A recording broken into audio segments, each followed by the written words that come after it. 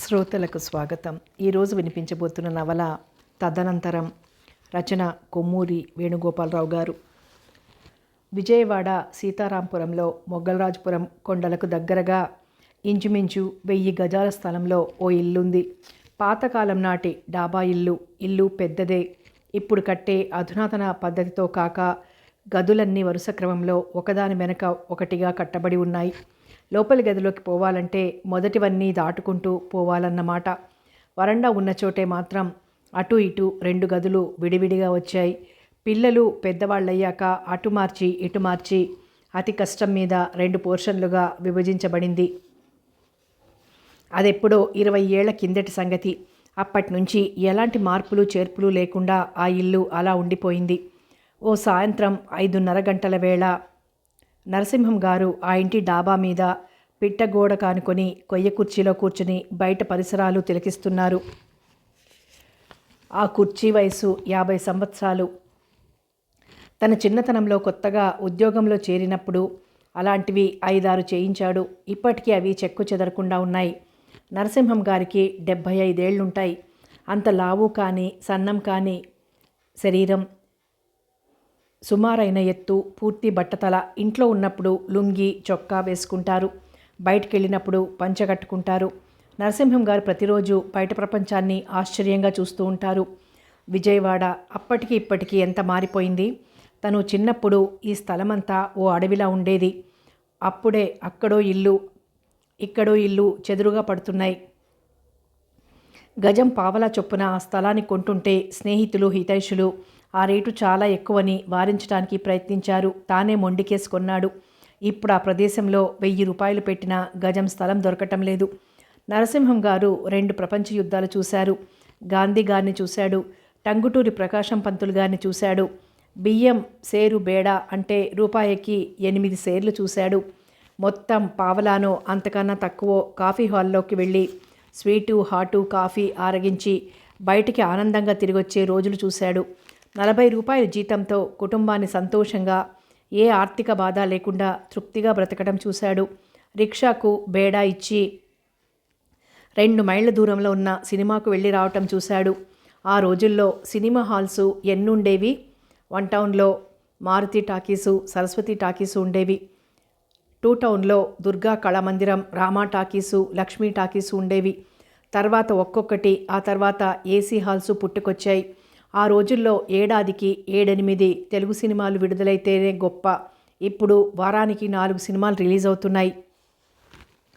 నరసింహం గారికి ఆ రోజులు తలుచుకుంటే ఆశ్చర్యంగా ఉంటుంది. నెలకి 40 రూపాయలు తెచ్చుకునే మనిషి సంతోషంగా సంతృప్తిగా బ్రతకగలిగేవాడు. ఇప్పుడు 2000 రూపాయలు సంపాదించుకుంటున్నా ఒక మూలకి రావటం లేదు. ఆ రోజుల్లో పెళ్ళిళ్ళైతే ఎంత సరదాగా ఉండేవి. ఒక పెళ్ళి కనీసం 3 రోజులకి తక్కువ కాకుండా జరిగేది. ఆ మర్యాదలు, అలగటాలు, భోజనాలకు ముందు ఆహ్వానించటాలు, మగపెళ్లి వాళ్ళు అంటే గాని ఆడపెళ్లి వాళ్ళు అలకపోవటాలు, వడ్డనలో ఓ ఐటెం అయిపోయేదాకా ఏడిపించటాలు, పెళ్లి తర్వాత కొన్నాళ్లకు శోభనం, దాన్ని అక్కడ తీర్చమనేవారు. అదెంత శోభగా జరిగేది. చుట్టుపక్కలంతా వచ్చేవారు. పురోహితుడు, తతంగం, గదిలో పూలు, స్వీట్సు వగేరాలన్నీ ఉండేవి. ఇప్పుడు పెళ్ళంటే ఒక 2 పూటలు, కొంతమందికి ఒక పూట. పెళ్ళికి వెళ్తే లోపలికి ఆహ్వానించే వారుండరు, అసలు కూర్చోమనే వారుండరు. పోనీ తమంతట తాము కూర్చుందామనుకున్న ఒక్క కుర్చీ ఖాళీగా ఉండదు. ఏర్పాట్లు 200-300 మందికి చేస్తారు. పిలవటం మాత్రం 2-3 వేల మందిని పిలుస్తారు. వచ్చిన జనాన్ని చూసి వీడియో తీసి ఎంతమంది వచ్చారో అని చూసుకొని మురిసిపోతారు. కానీ వచ్చిన వారికి ఎంతవరకు అతిథి సత్కారం జరిగిందో అని ఆలోచించే వారుండరు. భోజనాల దగ్గర దృశ్యం మరో భయంకరంగా ఉంటుంది. ఎవరి మట్టుకు వారు ముందుకు తోసుకుంటూ ఎగబడి తింటూ ఉంటారు. ఎగబడి తినని వారికి భోజనం దక్కదు. పెళ్ళి బాగా చేద్దామనుకుని కూడా భుజాలెగరేసేవారికి ఎంతమంది భోజనాలు చేయకుండా కాలే కడుపులతో వెర్రిమొహాలేసుకొని ఇళ్లకు వెళ్ళి ఆ ఇంట్లో వాళ్ళకి జవాబు చెప్పలేక ఎలా ఇబ్బంది పడతారో తెలీదు. క్రమంగా వెలుతురు జారిపోయి ఆ స్థలంలో చీకటి ఆక్రమించుకుంది. చలిగాలి కూడా సాగింది. తాతయ్య అంటూ 8 ఏళ్ల పిల్లవాడు పైకొచ్చాడు. ఏమిట్రా? అమ్మమ్మ కిందికి రమ్మంటోంది. నరసింహం గారు లేచి నిలబడ్డారు. మనవడు దగ్గరకొచ్చి చెయ్యి పట్టుకున్నాడు. నడవగలను లేరా? చీకటి తాతయ్య, కాలికి ఏదైనా తగిలితే? నరసింహం గారు నవ్వాడు. ఇంకా చూపు పూర్తిగా తగ్గిపోలేదులేరా అన్నాడే గాని చీకట్లో తడుముకుంటూనే నడుస్తున్నాడు. దారిలో అడ్డంగా పడవేసి ఉన్న కర్ర ఒకటి కాలుకు తగిలి పడబోయాడు. మనవడొచ్చి ఆదుకున్నాడు. థ్యాంక్స్ రా అన్నారు నరసింహం గారు. నరసింహం గారు కిందకు వెళ్ళేసరికి ఆయన భార్య పార్వతమ్మ ప్లేట్లో 2 దోశలు పెట్టి పక్కన చిన్న కటోరీలో టొమాటో పప్పు వేసి సిద్ధంగా ఉంచింది. చిన్న డైనింగ్ టేబుల్ మీద నరసింహం గారు చేతులు కడుక్కొచ్చి టేబుల్ ముందు కూర్చున్నారు. ప్లేట్లోని దోశలు చూడగానే నీరు కారిపోయినట్లయ్యాయి. ఈ పూట అన్నం తిందామనుకున్నాను అన్నాడు ఆశపడుతున్నట్లుగా. పార్వతమ్మ నవ్వింది. ఆవిడకి 65 ఏళ్లుంటాయి. జుట్టు అక్కడక్కడ నెరిసింది కానీ చాలా భాగం నల్లగానే ఉంది. వార్ధక్యం వల్ల ముఖంలో కళ తగ్గి ఉండొచ్చు కానీ వయసులో ఉన్నప్పుడు చాలా అందమైన మనిషి అన్న లక్షణాలు కనబడుతున్నాయి. మీకు అన్నం తినాలన్న కోరిక అప్పుడప్పుడు కలుగుతూ ఉంటుందని తెలుసు, కానీ మీ బీపీ, షుగరు వీటి విషయం నేను మర్చిపోను. ఒక పూట తింటే ఏమైంది? పగటిపూట తింటూనే ఉన్నారుగా. అవి చప్పటి మెతుకులేగా. వయసు మళ్ళీ రోగాలు చుట్టుముట్టినప్పుడు ఏం చేస్తాం? రోగాలా? నాకా అంటూ నరసింహం గారు మూడ్ చెదిరిపోయినట్లు మొహం పెట్టాడు. ఆయనకు 70 ఏళ్లు నిండుతున్నా తానింకా ముసలివాడిని అన్న భావన ఏర్పడలేదు. అలా అంటే ఒప్పుకోడు కూడా. ఇప్పటికీ ఆయనకి జిహ్వ చాపల్యం పోలేదు. చిన్నప్పటి నుంచి కూడా ఆయన భోజన ప్రియుడు. ఎర్రకారం తినేవాడు. ఆయన తినే కారం చూస్తే పక్కవారికి కళ్ళ వెంట నీళ్లు తిరిగేవి. ఆశ్చర్యం ఏమిటంటే అంత కారం కలుపుకొని కూడా అందులో నెయ్యి వేసుకునేవారు కాదు. అన్నంలో పెరుగు కానీ మజ్జిగ కానీ వేసుకునేవారు కాదు. ఆవకాయ అన్నంలో ఎండుమిరపకాయ నంచుకొని తినేవారు. ఆయనకి ఇంకో చిత్రమైన అలవాటు ఉండేది. ఇడ్లీ పిండిలో పచ్చిమిరపకాయలు తరిగించి కల్పించుకొని ఇడ్లీలు వేయించేవాడు. ఆయన చిన్నతనంలో విజయవాడలో అప్పట్లో బెజవాడ అనేవారు.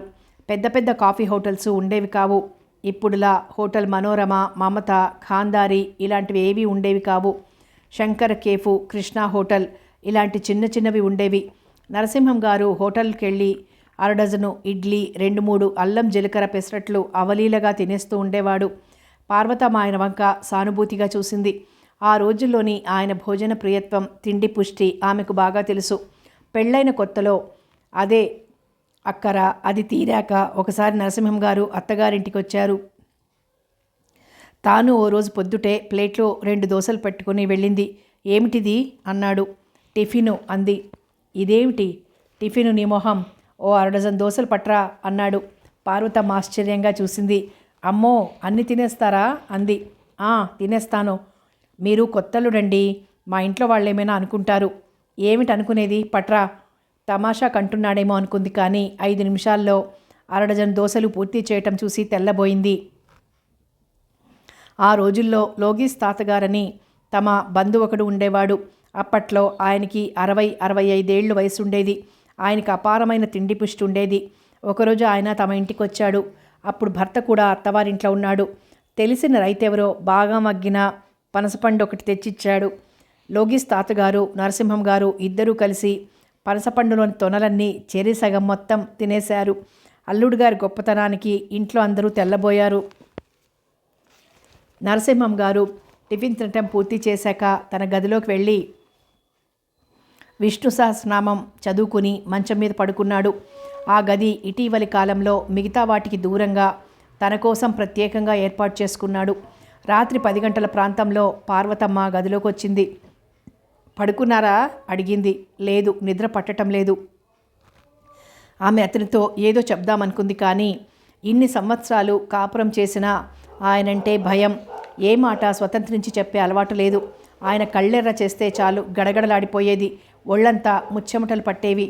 తనను ఎన్నోసార్లు దారుణంగా తిట్టారు, అమానుషంగా కొట్టాడు. అయినా ఏనాడు ఎదురు తిరిగి ఎరగదు. ఎదురు తిరగాలన్న ఆలోచన కూడా వచ్చేది కాదు. ఆయన మంచానికి కొంచెం దూరంలో ఉన్న తన మంచం మీద పడుకుంది. ఈ మధ్య ఒంట్లో ఒత్తిగా బాగుండటం లేదు. ఏ పని చేయబోయినా శరీరంలోని శక్తి చాలటం లేదు. నీరసం అలాగే తోసేసుకుంటూ తిరుగుతోంది. తన అనారోగ్యం గురించి ప్రస్తావించటం ఆమెకెప్పుడూ అలవాటు లేదు. ఓ గంట సేపు అస్థిమితంగా గడిచాక క్రమంగా నిద్రపట్టింది. రాత్రి 11 గంటల వేళ అక్కడికి కొంచెం దూరంలో ఉన్న మరో గదిలో నరసింహం గారి కొడుకు సుదర్శనం చేతిలో ఆనాటి దినపత్రిక పట్టుకొని పేం కుర్చీలో కూర్చుని చదువుకుంటున్నాడు. అతనికి 50 ఏళ్లుంటాయి. అతను తండ్రి అంత దృఢంగా ఉండడు. జుట్టు ముందు భాగమంతా నెరిసిపోయింది. సుదర్శనం ఎలక్ట్రిసిటీ డిపార్ట్మెంట్లో అకౌంటెంట్గా పనిచేస్తున్నాడు. మధ్యలో ట్రాన్స్ఫర్ మీద ఎన్నో ఊళ్ళు తిరిగాడు. తిరిగి ఏడాది క్రితమే చిన్న ప్రమోషన్ మీద విజయవాడ చేరాడు. ఉద్యోగంలో చేరిన కొత్తలో అతనికి జీవితం మీద అనేక ఆశలుండేవి. బాగా డబ్బు సంపాదించాలని, కుటుంబానికి పేరు ప్రతిష్టలు తీసుకురావాలని కలలు కనేవాడు. రాత్రింబవళ్ళు కష్టపడి పనిచేసేవాడు.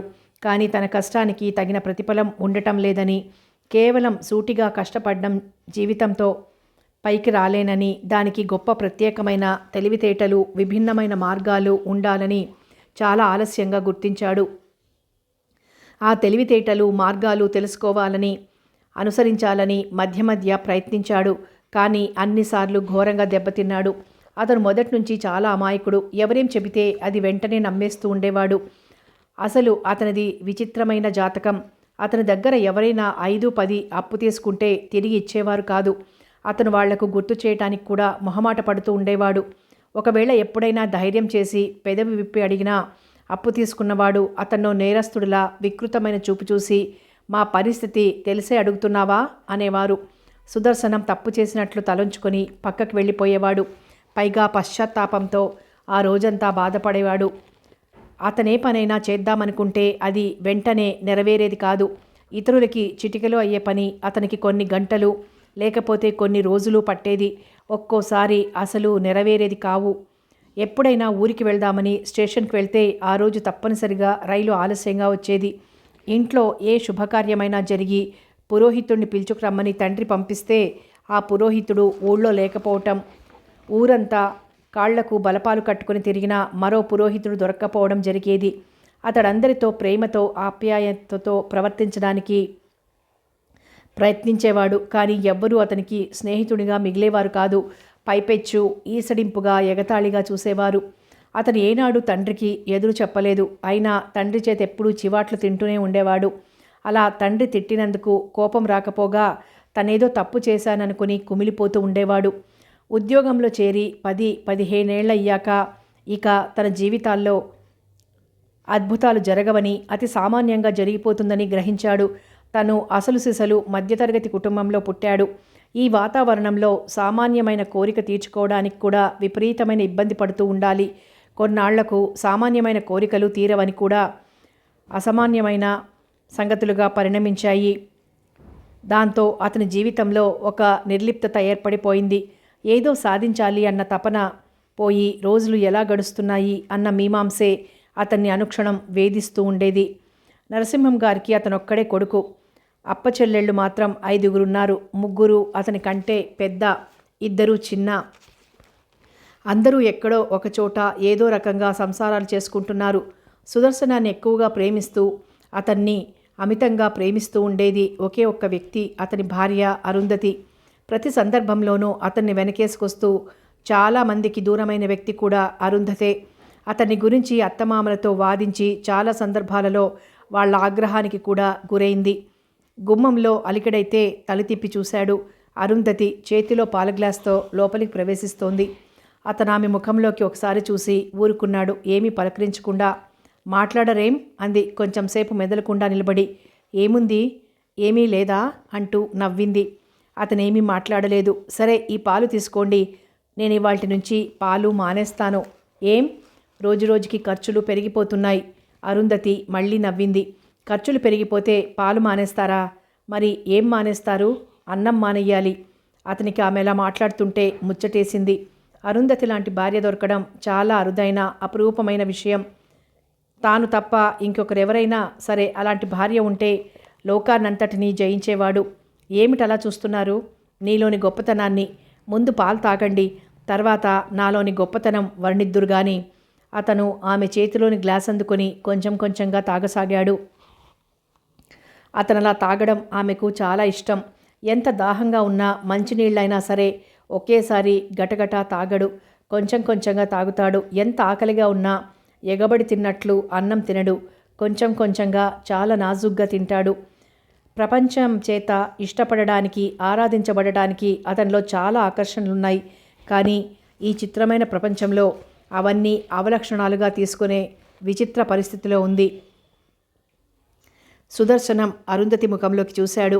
ఆమె తల్లో ఇంతవరకు కొంచెమైనా నెరవలేదు. మీరు జుట్టుకు రంగేసుకుంటారా అని ఆమెను చాలామంది అడుగుతూ ఉంటారు. ఆమె తలకట్టు నల్లగా నిగనిగలాడుతూ ఉంటుంది. అతనికి ఒక్కోసారి ఆమెను చూస్తే అనిపిస్తూ ఉంటుంది, ఆ మనిషికి భర్తగా ఉండే అర్హత తనకున్నదా అని. అంతేకాదు, ఈ ఇంట్లో పడకుండా వేరే ఇంట్లో అడుగు పెడితే ఆమె జీవితం ఎలా ప్రకాశించి ఉండేదో అని. ఆమెను అలా చూస్తుంటే అతనికి ముగ్ధమోహనంగా అనిపించింది. పాల గ్లాస్ పక్కన పెట్టి చెయ్యి చాచి ఆమె చేతిని అందుకున్నాడు. వెనక్కి లాక్కోబోయి అంతలోనే ఊరుకుని ఏమిటన్నట్లు చూసింది. అతనేమీ మాట్లాడలేదు. అతని కళ్ళల్లో కోరిక ఆమెకు అర్థమైంది. అతని చేతులు ఆమెని దగ్గరకు లాక్కోబోతున్నాయి. అమ్మో ఇప్పుడా అన్నట్లు చూసి, పిల్లలు మెలకువగా ఉన్నారు, చదువుకుంటున్నారు అంది. తలుపులు వేసేద్దాం అన్నాడు. అంది తన ఇష్టాన్ని తెలియచేస్తూ. ఆ ఇష్టతలో విముఖత్వం లేదు. జీవితం మంత్రించిన సంస్కారం, జాగ్రత్తతనం ఉంది. పిల్లలు 2 దాకా చదువుకుంటారు. ఒకడు అర్ధరాత్రి 2ంటికి లేచి చదువు మొదలు పెడతాడు. తర్వాత పట్టే గాఢ నిద్రలో మనకు మెలకు రాదు. వచ్చిన నిద్రమత్తులో మూడు రాదు. ఆ తర్వాత పాలవాడు, పనమ్మాయి, ఇలా వాయిదాలు. అసలు ఎన్ని నెలలైందో. ఆమె అతని వంక బాధగా చూసింది. సారీ అంది. కానీ ఏం చెయ్యను, కొంత వయసు వచ్చాక చాలా భాగం తల్లిగానే మనుగడ సాగించాల్సి వస్తుంది. అతనికి ఆమె అంటే ఎంతో జాలి కలిగింది.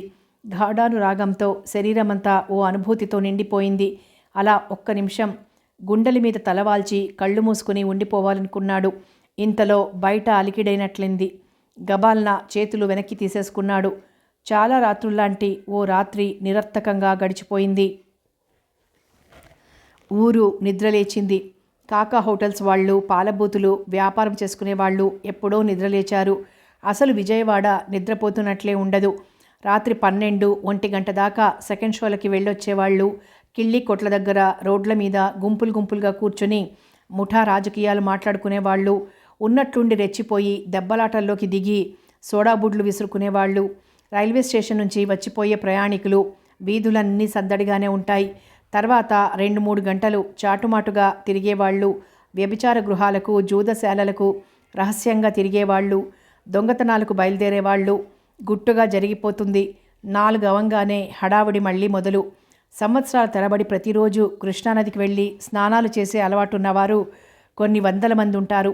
ఇక కార్తీక మాసంలో శివరాత్రి, వైకుంఠ ఏకాదశి మొదలైన ఇతర పుణ్యదినాల్లో కృష్ణా స్నానానికి వెళ్లే వాళ్లతో వీధులన్నీ కెక్కిరిసిపోయి ఉంటాయి.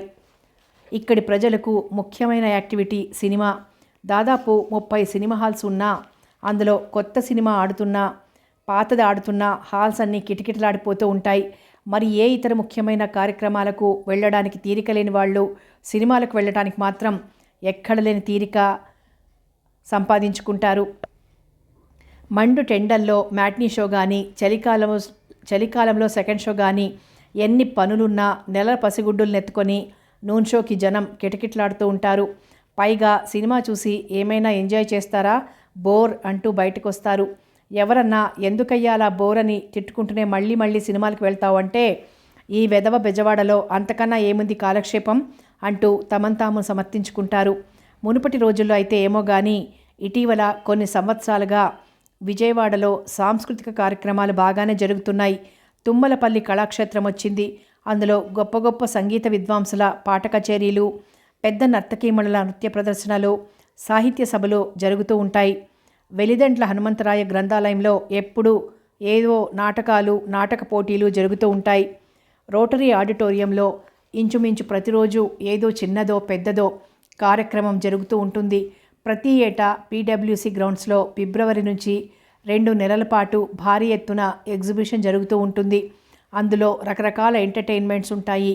అయినా కాలక్షేపం లేనట్లు తండోపతండాలుగా జనం సినిమా హాల్స్ చుట్టూ ఎగబడుతూ ఉంటారు. అరుంధతి 5 గంటలకే నిద్రలేస్తుంది. లేవగానే ముఖం కడుక్కొని పనమ్మాయి వచ్చి ఇంటి ముందు శుభ్రం చేసి చిన్న చిన్న ముగ్గులు పెట్టేస్తుంది. ఓ అరగంట తర్వాత నరసింహం గారు నిద్రలేచి మార్నింగ్ వాక్కి వెళ్తారు. సీతారామాపురం నుంచి బందర్ రోడ్డు మీదకొచ్చి పడమటి వైపు వెళ్ళి సాధ్యమైనంత వడివడిగా ఇంచుమించు 2 మైళ్ళ దూరం నడుస్తారు. బెంజ్ సర్కిల్, ఆ తర్వాత విశాలంగా ఎంతో దూరం ఎదిగిపోయిన రోడ్డు, పట్టణ భాగంలో ఉన్నట్లు విపరీతంగా పెరిగిపోయిన దుకాణాలు, సినిమా హాళ్ళు. ఒకప్పుడు ఈ ప్రాంతమంతా అడవిలా ఉండేది. నిర్జీవంగా ఉండి ఒంటరిగా మనుషులు నడవడానికే భయం కొలుపుతూ ఉండేది. అటువంటిది ఇప్పుడు రెండో విజయవాడలా తయారైంది. 6 గంటలకి సుదర్శనం నిద్రలేచాడు. మొహం కడుక్కోవటం అయిపోగానే అరుంధతి కాఫీ తెచ్చిచ్చింది. సుదర్శనం నిద్రలేవగానే ఏ సమస్య గుర్తు తెచ్చుకోకుండా ఉండటానికి ప్రయత్నిస్తాడు. అయినా ఏ ఆలోచన అయితే అవే ఈగల్లా ముసురుతూ ఉంటాయి. వెచ్చాల కొట్లో ఇవ్వవలసిన డబ్బులు, బట్టల కొట్లో అప్పు, ఆఫీస్లో ఒక స్నేహితుడి బలవంతం మీద భార్యకు తెలియకుండా కట్టిన చీటీ, ఆ చీటీ డబ్బు సకాలంలో కట్టకపోతే ఆ స్నేహితుడు చేసే హంగామా, ఇవన్నీ గుర్తుకొచ్చి గుండె దడదడా కొట్టుకుంటుంది. ఒళ్ళంతా ముచ్చెమటలు పడుతూ ఉంటాయి. నెలకి దాదాపు 2,000 రూపాయల దాకా వస్తాయి. ఆ డబ్బంతా ఎలా హరించుకుపోతుందో తెలీదు. వారం రోజులు గడిచేసరికి చేతిలో పైసా ఉండదు. మిగతా 3 వారాలు తన మీద తనకు అసహ్యం కలిగేటట్లు ప్రతి చిన్నదానికి ఇబ్బంది పడుతూ గడపడం. తన మీద తనకు అసహ్యం కలిగే సందర్భాలు అతని జీవితంలో చాలా జరుగుతూ ఉంటాయి. ఒక రకంగా చూస్తే ఆ క్షణాలే జీవితాన్ని ఎక్కువగా ఆక్రమించి వేశాయి. అతను కాఫీ తాగేటప్పుడు కొంచెమన్నా మాట్లాడకపోతే అరుంధతికి తోచదు. అతడు నిశ్శబ్దంగా ఉండటం చూసి ఏమిటలా ఉన్నారు అని అడిగింది. కుటుంబ సమస్యల గురించి ఆలోచిస్తున్నారా? అరుంధతి నవ్వింది. మీరు మామూలుగా ఉండండి, సమస్యల గురించి కాకుండా సరదాగా ఉంటే చూడాలని ఎంతో ఆకాంక్ష. సరదానా? ఏం సరదాగా ఉండే హక్కు మీకు లేదా? ఉంది. మరేం? ఆ హక్కుని ఉపయోగించుకోవటం చేత కావటం లేదు. అరుంధతి మళ్ళీ నవ్వింది. మన దేశంలో అందరూ సృష్టించుకున్న హక్కుల గురించి కల్లోలాలను కలిగిస్తూ ఉంటారు. ఉన్న హక్కుని వినియోగించుకోవటం మీకు చేత కాదు. సుదర్శనం కూడా నవ్వుదామని ప్రయత్నించాడు. నవ్వు రాలేదు. జీవితంలో అతను సహజంగా నవ్వి చాలా రోజులైపోయింది. అరుంధతి అన్నాడు. ఆ పిలుపు ఆమెకు ఎంతో మధురంగా వినిపించింది. చెప్పండి. 5-6 రోజుల పాటు ఎక్కడికైనా మనం అలా తిరిగొద్దాం. 5-6 ఏళ్ల బట్టి మనం ఇలా అనుకుంటూనే ఉన్నాం. అయినా కుదరక ఎప్పటికప్పుడు వాయిదాలు వేసుకుంటూనే ఉన్నాం. వాళ్ళిద్దరికీ పెళ్ళైన కొత్తలో ఇంట్లో ఎప్పుడూ చుట్టాలతో, కార్యకలాపాలతో, ఊపిరి తిరగని పనితో ఇద్దరూ ఏకాంతంగా ఉండటానికి క్షణం కూడా వీలయ్యేది కాదు. ఇద్దరూ ఎక్కడికైనా కలిసి బయటకు వెళ్ళాలన్నా, సరదాగా మాట్లాడుకుందామన్నా కుదిరేది కాదు. వారం రోజుల దాకా తిరిగి రావటానికి సుదర్శనం పథకం వేశాడు. ఆ సంగతి తండ్రితో చెప్పడానికి 2 రోజులు రిహార్సల్స్ వేసుకున్నాడు. అతను తండ్రితో ధైర్యంగా ఎప్పుడూ మాట్లాడలేదు. ప్రయత్నించి చివరికి ఎలాగో చెప్పాడు. ఎక్కడికి అన్నారు నరసింహం గారు. అదే అంటే అరుంధతి వాళ్ళ అక్కయ్య గారికి ఒంట్లో సుస్తీగా ఉంటుంది. ఒకసారి చూడటానికి వెళ్ళాలని. వాళ్ళ అక్కయ్యకు సుస్తీగా ఉంటే చూడటానికి వెళ్ళాలని ఉందా? లేదు, వాళ్ళు రమ్మని రాశారు. ఏమిటి సుస్తీ? టీబీయా? క్యాన్సరా? హార్ట్ అటాకా? సుదర్శనం ఏ జవాబు చెప్పలేక తప్పు చేసినట్టు మొహం పెట్టాడు. తండ్రి మాటతో మనసు విరిగి మూడ్ చెదిరిపోయి ప్రయాణం మానుకుందామన్న నిర్ణయానికి వచ్చేస్తున్నాడు. మీ ఇష్టం అన్నాడు. జబ్బేమిటి అంటే మీ ఇష్టం అంటావేమిటి? జబ్బేమిటో తెలీదు. నరసింహం గారు కొంచెంసేపు ఆలోచించి, సరే వెళ్ళిరా, వారం రోజుల్లో వచ్చేయి. ఏ ఊరైనా వెళ్ళేటప్పుడు ఎప్పుడొస్తావు అని మొదటే అడుగుతుండేవాడు. వెళ్ళేవారికి మూడ్ మాయమైపోతుంది. సుదర్శనం ప్రయాణం మానివేద్దామనుకున్నాడు. కానీ అలా చేస్తే మళ్ళీ తండ్రికి కోపం వస్తుందని వెళ్ళడానికి నిశ్చయించుకున్నాడు. సుదర్శనం, అరుంధతి ఊరికి బయలుదేరారు. హోటల్స్లో దిగటానికి సుదర్శనానికి భయం. అదేదో పెద్ద వాళ్ళు చేసే పని అని అతని ఉద్దేశం. పైగా అతని దగ్గర అంత డబ్బు లేదు కూడా. డబ్బు చాలినంత లేకుండా కొత్తగా పెళ్ళైన స్థితిలో ఊళ్ళకి బయలుదేరటం చాలా దారుణమైన అనుభవం. అయినా చాలామంది మనుషులకు తప్పని పరిస్థితి. మొదట అరుంధతి అక్కగారు సుమతి ఇంటికి వెళ్ళారు. సుమతి అప్పటికి వారం రోజుల బట్టి మంచాన పడి తీసుకుంటోంది. చాలా నీరసంగా ఉండి కళ్ళల్లో ఉన్నాయి ప్రాణాలు. చెల్లెల్ని చూసి దిగులుగా నవ్వింది. ఆ నవ్వులో ప్రాణం లేచొచ్చినంత జీవం ఉంది. ఇంకేం, అరుంధతి వచ్చేసిందిగా, మనకు సాయంగా ఉంటుంది అన్నాడు బావగారు సంతోషపడుతూ. అరుంధతి చాకరీలో పడిపోయింది. ఒక్కోసారి తన భర్త సంగతి ఆలోచించడానికి కూడా వ్యవధి ఉండటం లేదు. ఈ వాతావరణం సుదర్శనానికి చాలా బాధ కలిగించింది. ఒక దశలో అక్కగారితో పాటు తనకన్నా ఎక్కువగా బావగారికే సపర్యలు చేస్తున్నట్లు కనిపించింది. ఈ అంశం చాలా అసూయ కలిగించింది కూడా. ఇద్దరికీ ఒంటరిగా గడపడానికి క్షణాలే దొరకటం లేదు. తన భర్త బాధపడుతున్న సంగతి అరుంధతికి తెలుసు. అయినా ఏమీ చెయ్యలేని నిస్సహాయ స్థితిలో ఉంది. అక్కడున్న వారం రోజులు అక్కా బావల సేవలతో వీళ్ళకి నిరర్థకంగా గడిచిపోయింది. వదిన గారికి సుస్థి అని సుదర్శనం మొదట తండ్రికి అబద్ధం చెప్పాడు. కానీ అది నిజమై నిప్పులా వెంటాడింది. తర్వాత ఇంకో అక్కగారు సావిత్రి ఇంటికెళ్లారు. సావిత్రి ఇంట్లోకి రాకూడదు. వాళ్ళాయనకి వెర్రి ఆచారం. ఆ 3 రోజులు వంట తానే చేసుకుంటాడు. పొద్దుటే కూరలు తరగటం మొదలు. రిక్షాలో భర్తతో సహా దిగుతున్న మరదల్ని చూసి మొహం చాటంత చేసుకున్నాడు. ఇంకేం మా అరు వచ్చేసిందిగా, ఈ 3 రోజులు నేను చెయ్యి కాల్చుకోవాల్సిన అవసరం లేదు అంటూ ఇక తన బాధ్యత ఏమీ లేనట్లు వంటింట్లోంచి బయటకు నడిచాడు. మా అరు పనితీరే వేరు. అందులోనూ పాకశాస్త్ర ప్రావీణ్యురాలు కూడా. గుత్తి వంకాయ కూర వండిందంటే అద్భుతం, పనసపొట్టు కూర వండిందంటే అమోఘం, బొబ్బట్లు దోసకాయ పచ్చడి చేసిందంటే అపురూపం అని ఆ 3 రోజులు తన జిఫా చాపల్యాన్ని తీర్చుకొని ఆనందపడిపోయాడు. ఆ ఇల్లు ఇరుకు. రండి సుదర్శనం గారు, మన ఇద్దరం హాయిగా కబుర్లు చెప్పుకుంటూ పడుకుందాం అని అతను సుదర్శనాన్ని తన పక్కనే పడుకోబెట్టుకుని అర్ధరాత్రి వరకు ఇతనికి అభిరుచి లేని ఆఫీసు కబుర్లతో చావగొట్టి చిత్రహింస చేసేవాడు. చీటికి మాటికి ఇలా బయటికెళ్ళొద్దాం రండి అని తీసుకెళ్ళి అయినదానికి కానిదానికి డబ్బు ఖర్చు పెట్టిస్తూ, అరే పర్సు మర్చిపోయొచ్చానే, మీరివ్వండి తర్వాత నేను ఇస్తాను అని తర్వాత ప్రస్తావనే గుర్తులేనట్లు నటించేవాడు. సుదర్శనానికి కళ్ళనీళ్ల పర్యంతమై బాధను, దుఃఖాన్ని, కోపాన్ని బయటకు కక్కలేక కుమిలిపోయేవాడు. భార్యాభర్తల మధ్య మూగ వేదనతో ఆ 3-4 రోజులు గడిచిపోయింది. అరుంధతి భర్త దగ్గరకు వచ్చింది. తాడేపల్లిగూడెంలో మా మేనత్త ఉంది, చాలా మంచి మనిషి, కష్టం సుఖం తెలుసుకోగలిగిన మనస్తత్వం అంది మృదువుగా. ఇంకా ఎక్కడికి వద్దు, ఇంటికి తిరిగి వెళ్ళిపోదాం అన్నాడు సుదర్శనం నిర్లిప్తంగా. పోనీ తిరుపతి వెళ్దాం, దేవుణ్ణి చూసినట్లు ఉంటుంది, కాటేజీ తీసుకుంటే ఏకాంతంగానూ ఉంటుంది అంది అరుంధతి సిగ్గును పారదోలుకొని. డబ్బులు అయిపోయినాయి, సెలవులు కూడా అయిపోయినాయి. ఆ మాటల్లోని యథార్థం తెలుసుకున్న అరుంధతి ఏమీ మాట్లాడలేకపోయింది. 8 అయ్యేసరికి పిల్లలందరూ ఒక్కొక్కరుగా నిద్రలేచారు. అందరిలోకి పెద్దవాడు అభిలాష్. 25 ఏళ్లుంటాయి, ఇంకా పెళ్లి కాలేదు. ఎంఏ పూర్తి చేసి గత 2-3 సంవత్సరాలుగా ఉద్యోగం కోసం విశ్వ ప్రయత్నం చేస్తున్నాడు. కలిసి రావటం లేదు. తర్వాత 2 ఆడపిల్లలు, నీరజ, సుగుణ.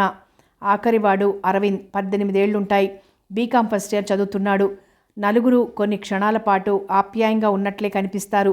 అంతలోనే బద్ధ శత్రువుల్లా ఘోరంగా దెబ్బలాడుకుంటారు. అలా దెబ్బలాడుకునే సమయాల్లో ఒకళ్ళనొకళ్ళు చంపేసుకుంటారా అన్నట్లు వాళ్ళ మొహాలు కూడా భయంకరంగా ఉంటాయి. వాళ్ళు నలుగురు విడివిడిగాను ఉమ్మడిగాను కాఫీలు తాగేస్తూ మధ్య మధ్య మాట్లాడుకుంటున్నారు. కార్తీక మాసం వచ్చేసిందిగా, ఇక వనభోజనాలు వగైరాలు మొదలైనాయి అన్నాడు అభిలాష్. అవునవును, మా ఫ్రెండ్స్ అందరము కూడా వెళ్దామనుకుంటున్నాం అంది మానస. మీ ఫ్రెండ్స్ అంటే ఆడవాళ్ళ, బాయ్స్ కూడానా అడిగాడు అరవింద్. ఏం బాయ్స్ రాకూడదా? రావచ్చు, కానీ వచ్చినప్పటి నుంచి అడ్డమైన వెధవేషాలన్నీ వేస్తారు. అడ్డమైన వెధవేషాలంటే నువ్వు మాత్రం బాయ్వి కాదా? బాయ్నే, కానీ నా లిమిట్స్ దాటి ఎప్పుడూ ప్రవర్తించను. నాకు చాలా సెల్ఫ్ క్రిటిసిజం ఉంది. ఈ రోజుల్లో ప్రతివాడు తనని గురించి అలాగే అనుకుంటాడు. ఒక రకంగా చెప్పాలంటే ఈ కార్తీక సమారాధనలు అవి చాలా అసహ్యంగా తయారైనాయి అంది నీరజ.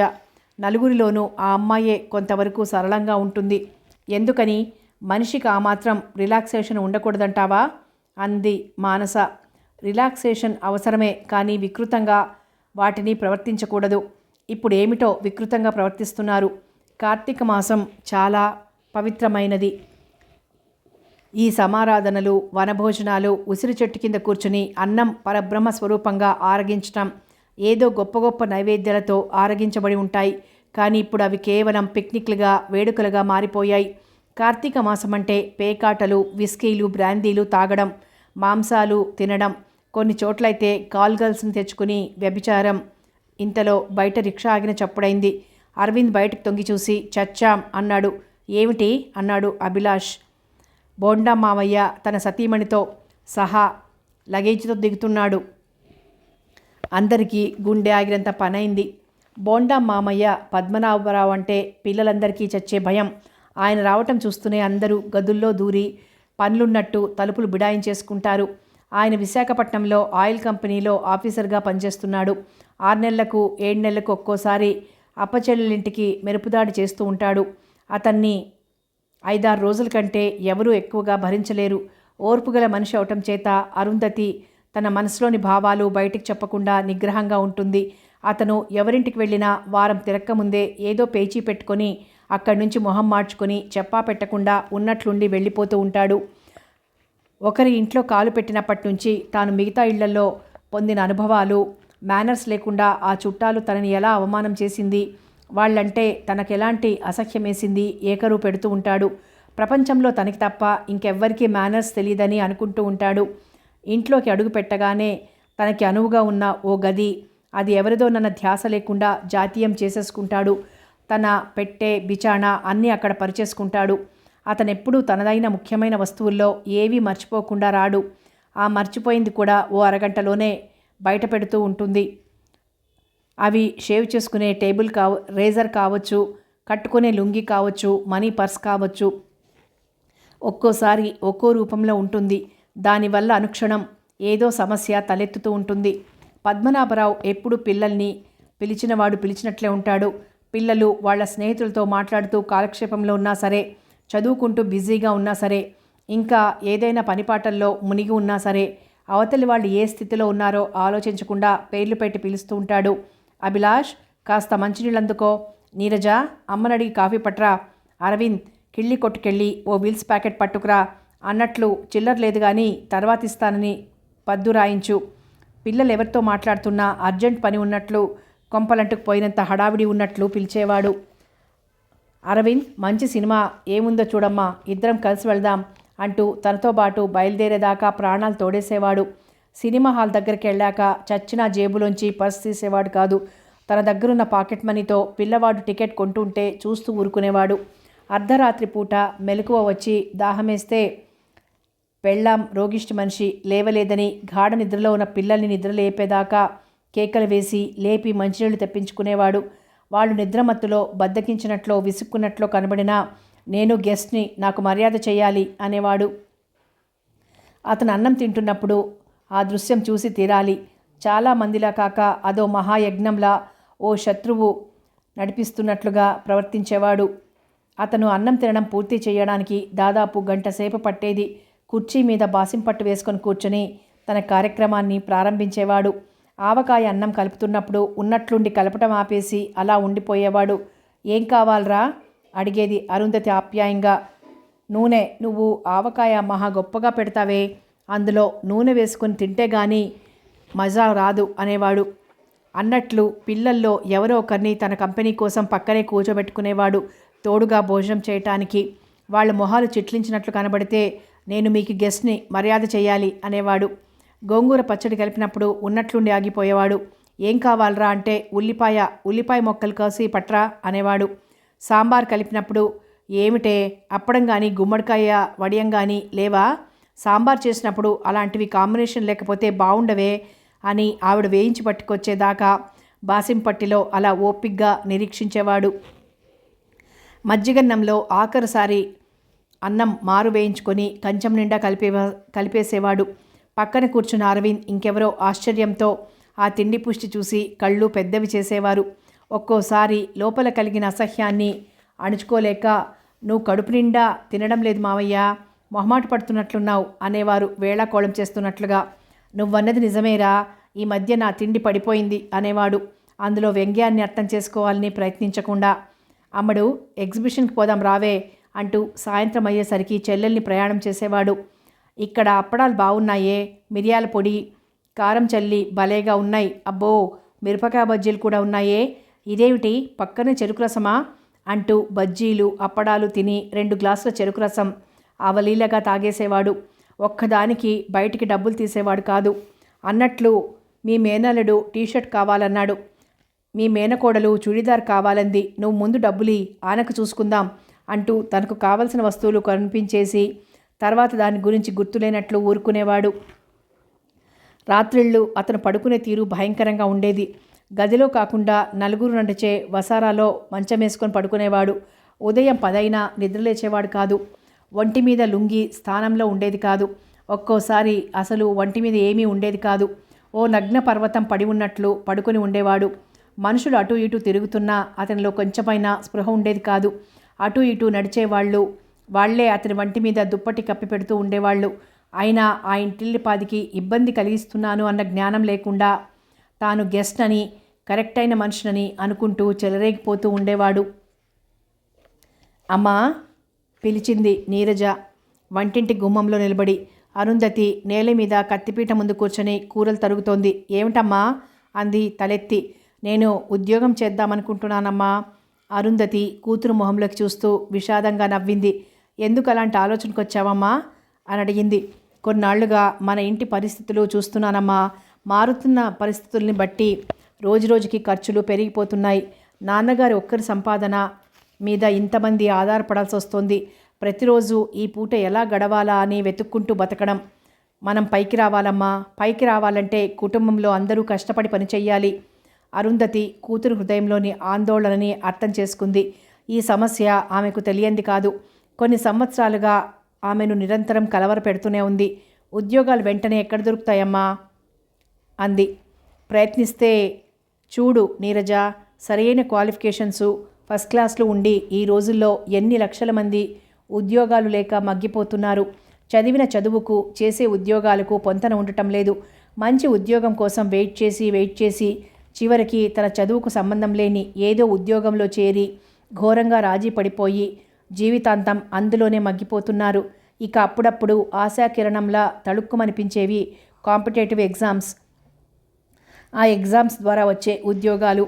ఇందులో గవర్నమెంట్ అయితే రిజర్వేషన్సు, క్యాస్ట్ ఫీలింగు, రికమెండేషన్లు, లక్షల్లో లంచాలు, గ్రూప్ 1, గ్రూప్ 2 సర్వీసెస్ ఉన్నాయి. ప్రిలిమినరీ పాస్ అయి ఫైనల్స్కి వచ్చేసరికి 2-3 ఏళ్ళు పడుతుంది. ఎందుకంత వ్యవధి పడుతుందో, ఈ కాలమంతా ఏం మతలబు జరుగుతుందో ఎవరికీ అంతుపట్టదు. ఇంటర్వ్యూ వరకు వచ్చేసరికి ఏ రికమెండేషన్ డబ్బు విరుజిమ్మటానికి ఆర్థిక బలము లేని సామాన్యుడు అలసిపోతాడు. స్టేట్ లెవెల్లో ఎప్పుడో ఒకప్పుడు ఆశపడటమే కానీ న్యాయం జరిగిన పరిస్థితులు చాలా తక్కువ. అన్యాయంతో, స్వార్థంతో, కులతత్వంతో ఈ వ్యవస్థ పాలకులు కుళ్ళిపోయారు. ఇక central government jobs, banking services లాంటివి కొంతవరకు వాటిల్లో నిజాయితీ ఉంది. కానీ అదో మహాసముద్రం. ఉద్యోగాలు రావాల్సిన వారి సంఖ్య వేలల్లో ఉంటే కావాల్సిన వారి సంఖ్య 10ల్లో ఉంటుంది.